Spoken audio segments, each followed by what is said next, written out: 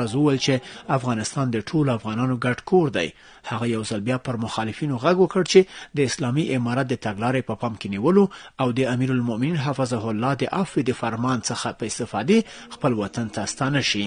ما باز برشان میگیم که افغانستان کشورتان است.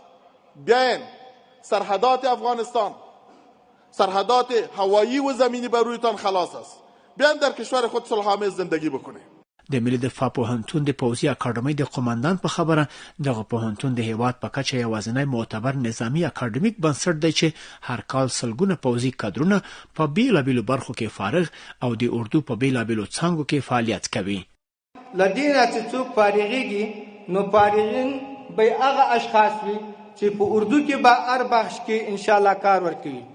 مثلا د خبرې د زریدارو په بخش کې د زریدارو زده کړیالان لرو او د توپچي په بخش کې د توپچي سته ده او همداسې کمپیوټر ساینس و حقوق سو کشف سو او لوجستیکس سو په هر څه کې 4 کلن شاگردان لرو.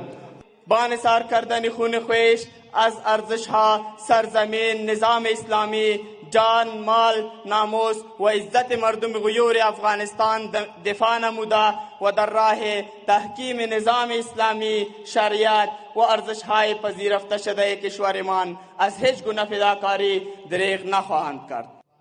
د ملي دفاع پوهنتون د پوځي اکاډمۍ د مسؤلینو په وینا په دغه پوهنتون کې په 4 کلونو کې د مجربو استادانو لخوا د اداري او رهبرۍ، حقوقو، نړیوالو اړیکو، کمپیوټر ساینس، انجینرۍ، اقتصاد او انګلیسي ترڅنګ پوځي مسلکي مضامین هم تدریسیږي.